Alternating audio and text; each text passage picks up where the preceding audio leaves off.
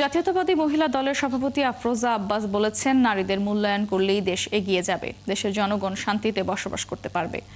শনিবার দুপুরে রাজধানীর নয়াপল্টনে বিএনপির কেন্দ্রীয় কার্যালয়ের সামনে আন্তর্জাতিক নারী দিবস উপলক্ষে জাতীয়তাবাদী মহিলা দল আয়োজিত র্যালির আগে সমাবেশে প্রধান অতিথির বক্তব্যে তিনি এসব কথা বলেন।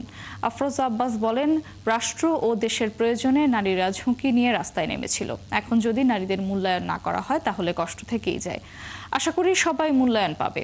নারীদের মূল্যায়ন করলে দেশের উন্নয়ন হবে, মানুষ শান্তিতে বসবাস করতে পারবে। যুগে যুগে নারীরা কিন্তু রাষ্ট্রের প্রয়োজনে, দেশের প্রয়োজনে সবথেকে বেশি ঝুঁকিটা কিন্তু নারীরাই নেয়। কিন্তু মূল্যায়িত হওয়ার সময় কিন্তু নারীদেরকে পিছনে ফেলে রাখা হয়। আমাদের বেগম রোকেয়া বলেছিলেন, আমাদের সমাজের অর্থ কি নারী। সেই নারী সমাজে আমরা যদি ঘুমাইয়া থাকি তাহলে সমাজ জাগিয়ে ফিরেছে। তাই আমাদের নারীদেরকে জেগে উঠতে হবে।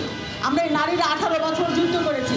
এখন যখন দেখি আমাদের ফেসবুক খুললে আমার অনেক নারী বোনেরা বলে, এখন আমাদের প্রয়োজন ফুরিয়ে গেছে।